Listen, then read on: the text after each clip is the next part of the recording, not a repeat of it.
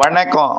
செல்வகுமாரின் மாலை வானிலை ஆய்வறிக்கை 2025 ஜூன் 30 திங்கட்கிழமை மாலை நிலவர ஆய்வறிக்கை. அதிகாரப்பூர்வ வானிலை அறிக்கைக்கு இந்திய வானிலை ஆராய்ச்சித்துறை அறிக்கையை பார்க்கவும். எதிர்பார்த்தது போலவே, அறிவித்தது போலவே, கணித்தது போலவே 28ஆம் தேதிக்கு பிறகு அறவே மழை இல்லை. 29 நேற்று இல்லை, 30ஆம் தேதி இன்றைக்கு இல்லை, 1ஆம் தேதி நாளைக்கும் இருக்காது. நேற்று, இன்று, நாளை மழை வாய்ப்பு இல்லை. ஒரே 1 சென்டிமீட்டர் மட்டும்தான் பெய்திருக்கிறது நீலகிரி மாவட்டத்தில். இன்றைக்கு லேசாக தென்மேற்கு பருவமழை கேரளாவில் தொடங்கி இருக்கு. நாளை கேரளாவில் கொஞ்சம் கூடுதலாக தொடங்கினாலும் தமிழ்நாட்டிற்கு மழை என்றால் 2ஆம் தேதி தான். 2ஆம் தேதி ஜூலை 2 புதன்கிழமை மாலை இரவு மழை பொழிவு தொடங்கும். 2லிருந்து படிப்படியாக மழை பொழிவு பரப்பிலும் அளவிலும் நேரத்திலும் அதிகரிக்கும். படிப்படியாக கேரளாவிலும் ஓய்ந்திருக்கக்கூடிய, அதாவது 3 நாள் இடைவெளி கொடுத்திருக்கக்கூடிய தென்மேற்கு பருவமழை மீண்டும் தொடங்கும். கேரளா, கர்நாடகா மட்டும்தான் இப்ப தீவிரம் இல்லாமல் இருக்கு. நாடெங்கும் அதீத மழைப்பொழிவு பொழிந்து வருகிறது. ஒடிசா முதல் காஷ்மீர் வரை, ஒடிசா முதல் குஜராத் வரை, வடக்கு ஆந்திர பிரதேசம், தெலுங்கானா, குஜராத், மகாராஷ்டிரா, கோவாவிற்கு வடக்கே அதீத மழைப்பொழிவுகள்லாம் பொழிந்து வருகிறது. இமாச்சல் பிரதேசம், உத்தரகாண்டெல்லாம் மேக வெடிப்பு மழை என்று சொல்லக்கூடிய 1 மணி நேரத்தில் 10 சென்டிமீட்டருக்கு மேல் மழை பொழிந்து வருகிறது. இமயமலை ஒட்டிய பகுதியெல்லாம் அதீத மழைப்பொழிவு. மழைப்பொழிவு இன்னும் தீவிரமடைய போகிறது வட மாநிலங்களில. தற்பொழுது வங்கக்கடலிலே வடக்கு ஒடிசா மற்றும் மேற்கு வங்கக்கரையை ஒட்டி நீடித்துக் கொண்டிருக்கூடிய காற்றழுத்த தாழ்வு பகுதி உள்ளே நகரும். இது தொடர்ந்து உள் மாநிலங்களில் கனமழை பொழிவை கொடுக்க போகிற நிலையில் அடுத்த நிகழ்வும் ஒன்று உருவாகி வரக்கூடிய 2ஆம் தேதி 3ஆம் தேதியிலிருந்து தீவிரமடைந்து மகாராஷ்டிரா, குஜராத் பகுதியை நோக்கி நகரும். இதனால இரு காற்று இணைவு குஜராத், மகாராஷ்டிரா, மத்திய பிரதேசம், ஒடிசா, சத்தீஸ்கர் எல்லாம் அதீத மழை பொழிவை கொடுக்க போகிறது. தமிழ்நாட்டை பொறுத்த வரைக்கும் இது சற்று தெற்கு நோக்கி, அதாவது இமயமலை ஒட்டி பயணித்த நிகழ்வு சற்று தெற்கு நோக்கி வரும் என்பதனால 2ஆம் தேதியிலிருந்து நிகழ்வு தமிழ்நாட்டிற்கும் மழைப்பொழிவை கொடுக்க போகிறது. 2ஆம் தேதி வடகடலோரம், வட உள் மாவட்டங்கள், ஆந்திர எல்லையோர, கர்நாடக எல்லையோர மாவட்டங்கள் தொடங்கி வடகடலோரம் வரைக்கும் அனைத்து வட உள் மாவட்டங்களுக்கும் 2ஆம் தேதி மழை கிடைக்கும். 2ஆம் தேதியே உள் மாவட்டங்கள், டெல்டா மாவட்டங்கள்லையும் ஒரு சில இடங்கள்ல வாய்ப்பு இருக்கு. 3ஆம் தேதி பரவலாகும் மழை. வடகடலோரம், சென்னை, திருவள்ளூர் உட்பட கனமழை. டெல்டாவிற்கு 3ஆம் தேதி கனமழை வாய்ப்பு தெரிகிறது. டெல்டா மட்டுமல்ல, ராமநாதபுரம் உள்பகுதி, மதுரை, திண்டுக்கலோட வட நத்தம் சுற்றுவட்டார பகுதி மற்றும் திருச்சி மாவட்ட தெற்கு பகுதி, அதாவது பொன்னமராவதி மற்றும் துவரங்குறிச்சி பகுதி, புதுக்கோட்டை மாவட்ட பகுதி, சிவகங்கை மாவட்ட பகுதிகள் மற்றும் பெரும்பாலான இடங்களில் மழைப்பொழிவு 3ஆம் தேதி தீவிரமடையும். 4, 5, 6, 7, 8 ஆகிய தேதிகளில் நல்ல மழைப்பொழிவு கொடுக்க போகிறது. 9ஆம் தேதி வரை இந்த சுற்றின் மழைப்பொழிவு இருக்கும். தென்மேற்கு பருவமழையும் சற்று தீவிரமாக இருக்கும். மாலை இரவு இடிமழை பொழிவும் தீவிரமாக இருக்கும்.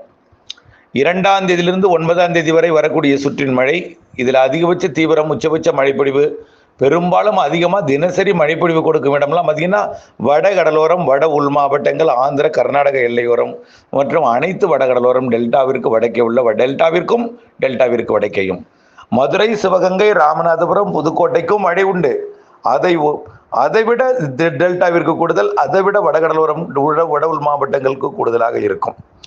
ஆக 2ஆம் தேதி தொடங்கி 9ஆம் தேதி வரை நல்ல மழைப்பொழிவை கொடுக்க போகிற நிலையில 10, 11, 2 நாள் கொஞ்சம் தீவிரம் குறைந்து இப்பொழுது கொடுத்திருக்கூடிய இடைவெளி போல இருக்கும். மீண்டும் 12ஆம் தேதியிலிருந்து அடுத்த நிகழ்வு 19ஆம் தேதி வரை நிறைய மழைப்பொழிவை கொடுக்க போகுது. அந்த நிகழ்வானது சற்று தெற்கே வைத்து வரும். அதாவது ஒடிசா, வடக்கு ஒடிசா என்பது மத்திய ஒடிசாவில் வழியாக மத்திய சத்தீஸ்கர் மற்றும் மகாராஷ்டிரா, குஜராத்தின் சூரத் பகுதி வழியாக பயணிக்கும். அதுவும் நல்ல மழைப்பொழிவை தர இருக்கிறது. அடுத்தபடியாக 20ஆம் தேதி ஜூலை 20, 22 தேதி வாக்கில் வருவது தெற்கு ஒடிசா, வடக்கு தெலுங்கானா, தெற்கு சத்தீஸ்கர் மற்றும் மகாராஷ்டிரா வழியாக பயணிக்கும். ஜூலை. ஆகஸ்ட்ல வரக்கூடியது எல்லாமே வடக்கு ஆந்திர பிரதேசம், ஒடிசா வழியாக பயணிக்கும். தென் மாநிலங்களுக்கு ஆகஸ்ட்ல இருந்து அதீத மழைப்பொழிவு காத்திருக்கு. குறிப்பாக தமிழ்நாட்டின் மேற்கு தொடர்ச்சி மலைப்பகுதிகள் எல்லாமே 3 நாள் இடைவெளி தான். மீண்டும் மேற்கு தொடர்ச்சி மலையில காவிரி நீர்பிடிப்பு பகுதிகள்லாம் கனமழை பொழிவு கொடுக்க போகிறது. மேட்டூருக்கு மீண்டும் நிரம்பி இருக்கக்கூடிய மேட்டூர், 60,000 கனஅடிக்கு மேல் தண்ணீர் வெளியேற்றப்படுகிறது உபரி நீராக. 5 டிஎம்சிக்கு மேல் தண்ணீர் வெளியேற்றப்படுகிற நிலையில மீண்டும் மழைப்பொழிவு 2ஆம் தேதி தொடங்கும் போது மீண்டும் உபரி நீர் வெளியேற்றும் அளவிற்கு மழைப்பொழிவு கிடைக்கும். தொடர்ந்து நிரம்பி, அதாவது முழு கொள்ளளவிலேயே இருக்க வாய்ப்பு இருக்கு. ஜூலை, ஆகஸ்ட், செப்டம்பர் வரைக்கும். வடகிழக்கு பருவமழை தொடங்கும் வரைக்கும் முழு கொள்ளளவையோ அல்லது 115 அடிக்கு மேலேயே இருக்கும். எப்படி ஒரு இடைவெளி கொடுத்தாலும், ஒரு சில நாள் குறைந்தாலும் 110 அடிக்கு கீழே குறைவதற்கு வாய்ப்பு இந்த ஆண்டு இல்லவே இல்லை என்றுதான் உறுதிபட சொல்லலாம். ஆகவே நல்ல மழைப்பொழிவு காத்திருக்கிறது. தென்மேற்கு பருவமழை பெய்யக்கூடிய அணைகள், நீர்பிடிப்பு பகுதிகள், ஒட்டுமொத்த கேரளா, கர்நாடகா, மேற்கு தொடர்ச்சி மலைப்பகுதிகள், கணவாய் காற்று பகுதிகளுக்கெல்லாம் வரக்கூடிய 2லிருந்து 9, 12லிருந்து 19, 22லிருந்து மாத இறுதி வரை. ஆகஸ்ட்ல 4 நிகழ்வு இருக்கு. குறைந்தபட்சம் 3 நிகழ்வு இருக்கு. வலுவான நிகழ்வாக 2 நிகழ்வு வலுவா இருக்கும். ஒரு நிகழ்வு சற்று வீக்கா இருந்தாலும் மழைப்பொழிவு நிறைய கொடுக்கக்கூடியதாக இருக்கும். செப்டம்பர் மாதம் 2வது வாரத்திலிருந்து நிறைய மழைப்பிடிப்பு. வடகிழக்கு பருவமழை தொடங்கியது போலவே செப்டம்பர் 2வது வாரத்திலிருந்து மழை இருக்கு.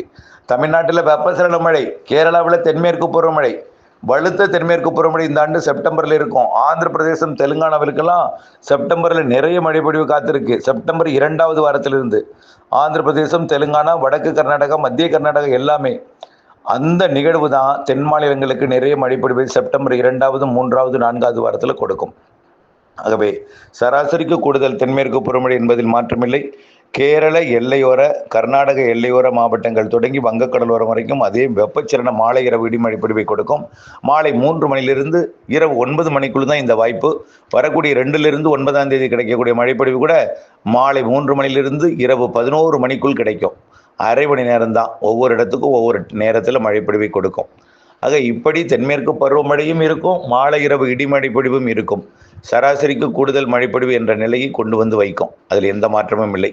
அதனைத் தொடர்ந்து வரக்கூடிய வடகிழக்கு பருவமழை, அதாவது குறுவை சாகுபடியை பாதிக்கும் அளவிலேயும் இருக்காது. அதாவது இடைவெளியும் இருக்கும், இடையூறும் இருக்கும். அதை முதல்ல தெரிஞ்சுக்கணும். அதனால வானிலை அறிந்து, இடைவெளி அறிந்து அறுவடை செய்யணும். இடையூறு எல்லாத்தையும் கணக்கிட்டு விவசாயம் செய்யணும்.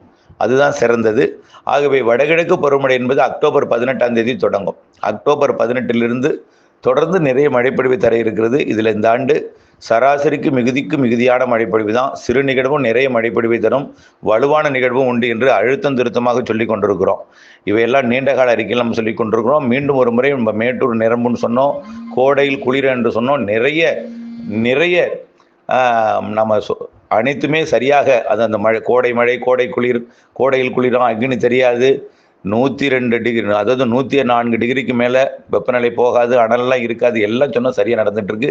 இப்போ கூட மேட்டூர் நிரம்பணும். அதுவும் எப்போ 60 ஆண்டுகளுக்கு முன்பு நிரம்பிய மேட்டூர் ஜூனில் மீண்டும் 60 ஆண்டுகளுக்கு பிறகு ஜூனில் நிரம்பி இருக்கிறது என்பதும் ஒரு வரலாறு படைத்திருக்கிறது. ஜூனில் நிரம்பியது. ஆகஸ்டில் எப்பொழுதும் வழக்கமாக நிரம்பும், இந்த ஆண்டு ஜூனில் நிரம்பும்னு சொல்லிட்டு இருந்தோம். அதெல்லாம் சரியாக நடந்திருக்கு. ஆகவே நம்முடைய அறிக்கை சரியாக சென்று கொண்டிருக்கிற நிலையில் நீங்களும் வானிலை அப்டேட்ஸோடு இணைந்திருந்து வானிலை மாறுதல் துல்லியம் அறிந்து திட்டப்பட்ட வேளாண்மை செய்து லாபமடைய அன்போடு கேட்டுக்கொள்கிறேன். நன்றி.